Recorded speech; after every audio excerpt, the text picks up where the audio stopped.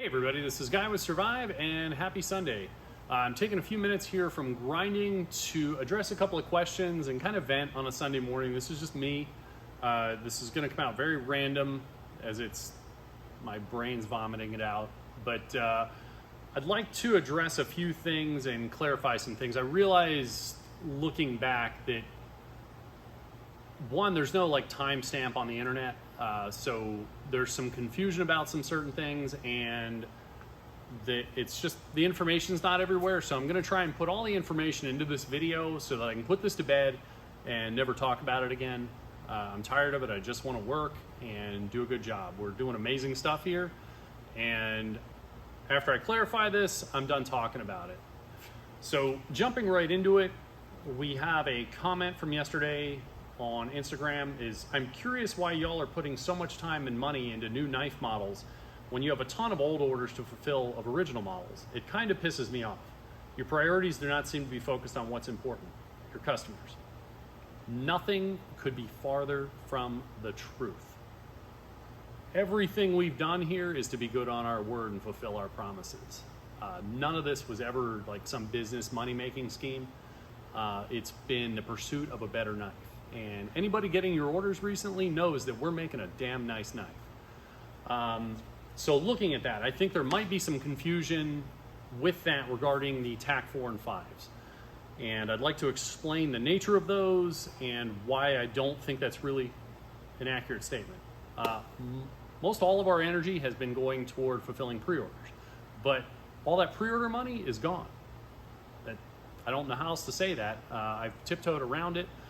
It was a bad investment coming down here, working with this other company, and it didn't work out. What would have made sense would have been just to go out of business. Declare bankruptcy, I could have walked away from it. But I was raised to believe that if you make somebody a promise, give them your word that you're good on your word. And that's what we're doing. We're making good on our promises. The delays aside, all of our other criteria have been met. We're making a better knife and we're doing an excellent job. So we moved down here expecting contract manufacturing services. If you go on Millet Knives website, they do design, engineering, all that shit. Maybe they're doing it better now, but if you talk to any of the people I've seen being worked with here, a lot of balls were dropped, no due diligence was done, and we did learn a lot from that. But so rolling the clock back, we were getting deeper and deeper with Millet.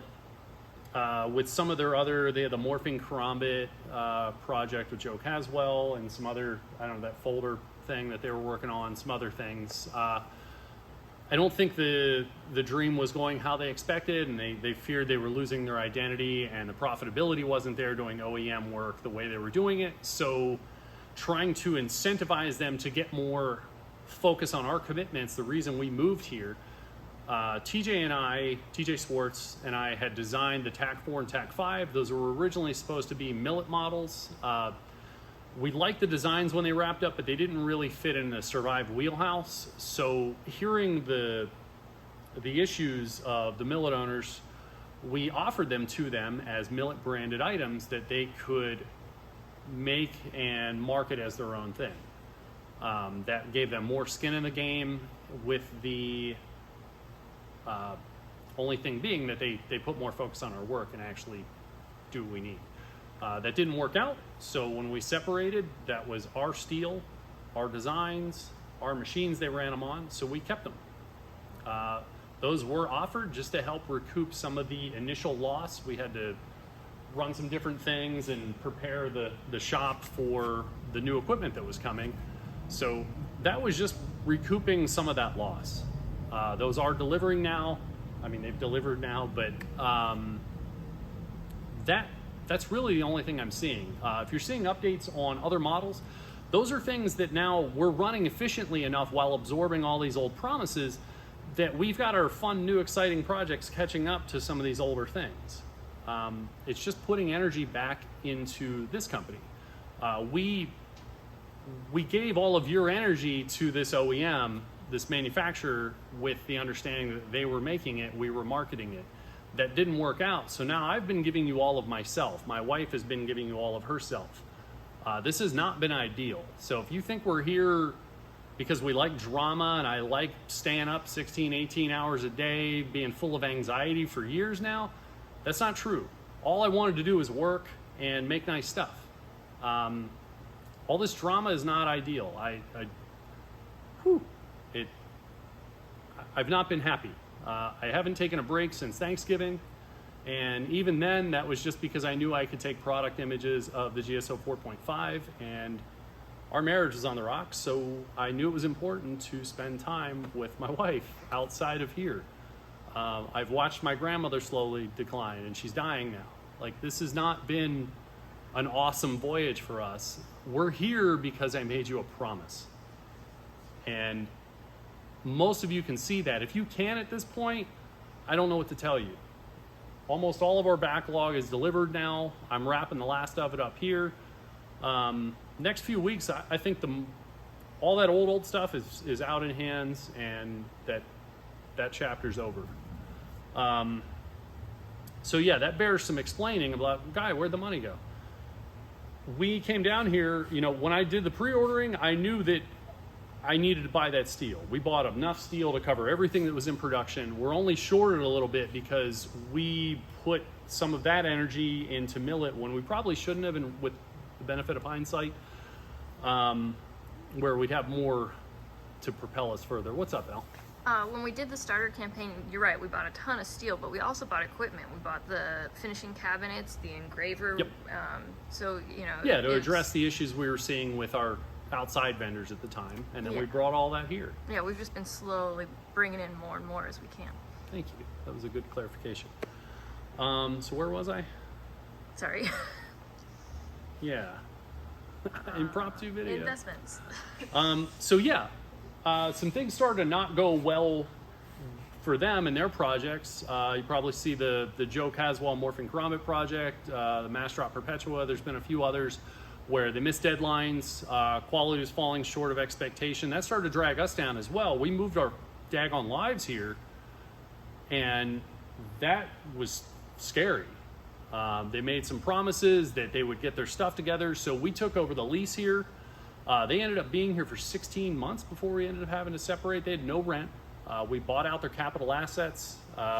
Even when we separated, we gave them enough of the capital assets back and made them some really sweetheart deals to ensure they could be successful elsewhere. People on the internet, you can say whatever you want. I've got all the bill of sale and receipts and minutes transcribed from the meetings, so it's all true. I might have some things out of order slightly, but that company is only a hero in their own story. Go ahead. Oh, okay. We kind of doubled down and started buying equipment when I realized that they didn't have the capabilities to see the promises through the way that they had said. It wasn't until we'd been here a long time that Mike, thank God, he came and approached us and said, I hear what's being said, but they don't have the capacity just for you, and they've got these other projects in the pipeline.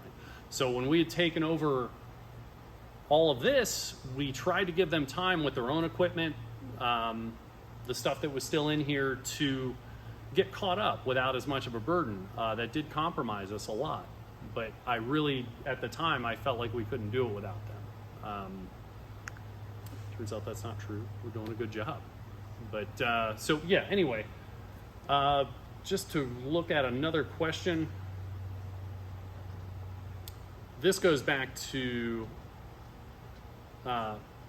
this is based on the fastener video we did the other day, but the company should take them back and replace them for free ASAP.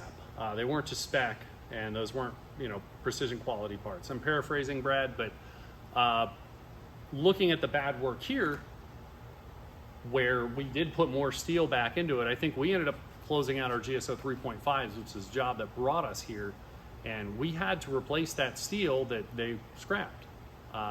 Why? It's because they didn't have enough cash flow and profitability as the established OEM to absorb any kind of major loss, whether they did the work right or wrong. I've watched stuff go out of here that was, but not our products, because I I'm just not having that, you know. And we did have a lot of delays, but that's just because I promised you a higher quality tool than we'd ever produced, and now we're doing that with our own company. Was there anything else, Elle? I would like to add that the really, really old orders that are still open are for the big knives, the 12, Yeah. the 10, the 8, And that's we've never done manufacturing before. We don't know how to, you know. Yeah. So we've had to figure out the best processes, especially for something that big. Well, that plays into something I've seen online. You know, would I wait 6 years again? You were never supposed to wait 6 years the first time. None of that was ideal. That's not how that was supposed to go, and that's not how we're running a company. In the 15 or so months since we've had the company, we've knocked out the majority of our backlog. We have a couple of hundred knives right now that still need to go out, but we've delivered thousands in a time when post-COVID, economy's sketchy. We had to buy over $500,000 in equipment, just willy-nilly, unplanned expense. That's not pre-order money. That's just me going on the hook with lenders, believing that our new team could produce the result that we had always been looking for.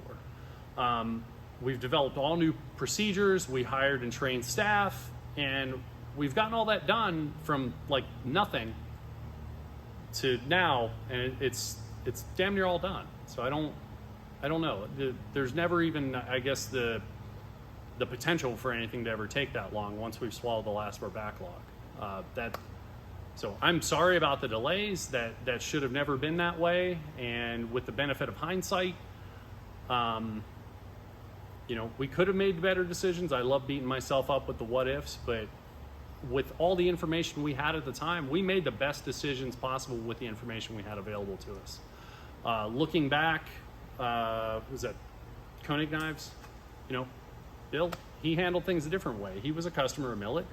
When he wasn't getting the result, he took his stuff, went across town, kept it nice and small. And, you know, if you look at, who's North Idaho guy there? I don't know. Another guy, he found it easier just to work with China, which, you know, it is easier, but it's just not what we were going for.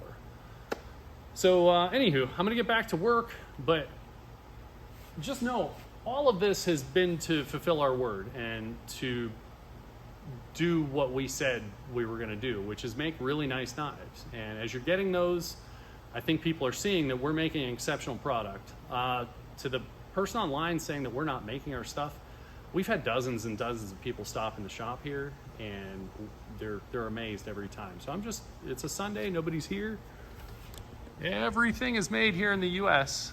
So if it weren't, I wouldn't still be here in Meridian, where the lease space is some of the highest rate in the country.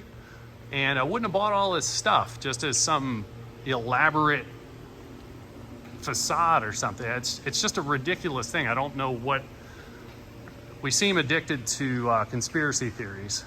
So all the work's being done here, and if you're not seeing something, it's only because we spent a lot of damn money to figure something out, and I would consider it proprietary. That's not your right to know how we do everything. I like to be transparent and share things, but if it took us a lot of time, effort, and money to develop it, we're holding on to that. So there you are. And thanks for listening to my weird rant here. If you have any other questions, leave a comment, and I'll get them approved and responded to, or do a follow-up video whenever we get some time here. Anyway, have a great day, and thanks for stopping by.